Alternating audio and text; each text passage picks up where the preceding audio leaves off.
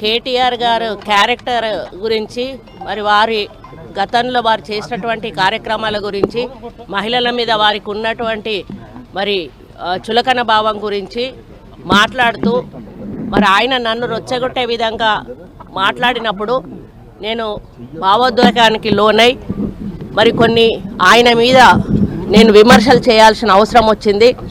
ఆ సందర్భంలో నాకు ఇంకెవరి మీద కూడా వ్యక్తిగత ద్వేషం కానీ మరి వ్యక్తిగత కోపం కానీ లేదు. అనుకోని ఆ సందర్భంలో ఒక కుటుంబం మాట నేను తీయడం ఏదైతే ఉందో అది అనుకోకుండా నా నోటి నుంచి జరగడం జరిగింది. ఆ తర్వాత వారి ట్వీట్ చూసిన తర్వాత నేను కూడా చాలా బాధపడ్డాను. ఎందుకంటే ఏ విషయంలో నేనైతే బాధపడతా ఉన్నానో ఆ విషయంలో నేను ఇంకొకరిని నొప్పించాను అని తెలిసి రాత్రి వెంటనే మరి దాన్ని వెనక్కి తీసుకుంటూ నేను ట్వీట్ చేయడం జరిగింది.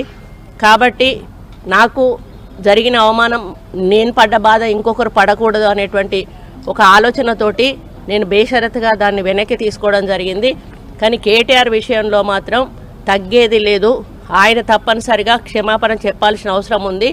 ఆయనే చేసేదంతా చేసి ఈరోజు నన్ను క్షమాపణ చెప్పాలి అని డిమాండ్ చేయడం ఏదైతే ఉందో మరి దొంగ అని తనే దొంగ అని అరిచినట్టుగా ఉంది.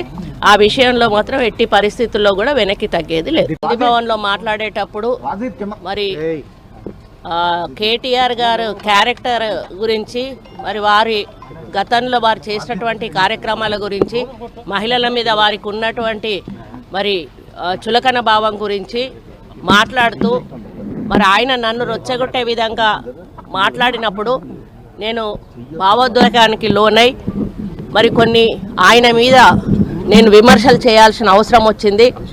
ఆ సందర్భంలో నాకు ఇంకెవరి మీద కూడా వ్యక్తిగత ద్వేషం కానీ మరి వ్యక్తిగత కోపం కానీ లేదు.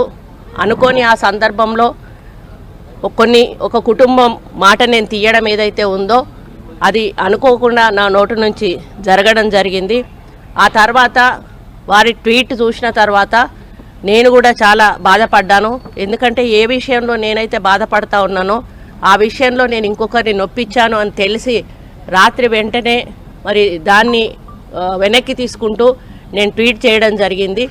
కాబట్టి నాకు జరిగిన అవమానం, నేను పడ్డ బాధ ఇంకొకరు పడకూడదు అనేటువంటి ఒక ఆలోచనతోటి నేను బేషరతుగా దాన్ని వెనక్కి తీసుకోవడం జరిగింది. కానీ కేటీఆర్ విషయంలో మాత్రం తగ్గేది లేదు. ఆయన తప్పనిసరిగా క్షమాపణ చెప్పాల్సిన అవసరం ఉంది. ఆయనే చేసేదంతా చేసి ఈరోజు నన్ను క్షమాపణ చెప్పాలి అని డిమాండ్ చేయడం ఏదైతే ఉందో మరి దొంగ అని తనే దొంగ అని అరిచినట్టుగా ఉంది. ఆ విషయంలో మాత్రం ఎట్టి పరిస్థితుల్లో కూడా వెనక్కి తగ్గేది లేదు. ఇప్పుడు ఆపరేషన్ లేకుండానే మోకాళ్లకు ప్లాస్మా ట్రీట్మెంట్, మీ ఆర్థోపెటిక్ సమస్యలన్నిటికీ రోబోటిక్ టెక్నాలజీ ద్వారా తక్కువ ఖర్చుతో శాశ్వత పరిష్కారం, ఫ్రీ కన్సల్టేషన్, ప్రతి ట్రీట్మెంట్ పై 20% డిస్కౌంట్. ఈ ఆఫర్ కొద్ది రోజులు మాత్రమే. త్వరపడండి. V9 hospitals 9281465842.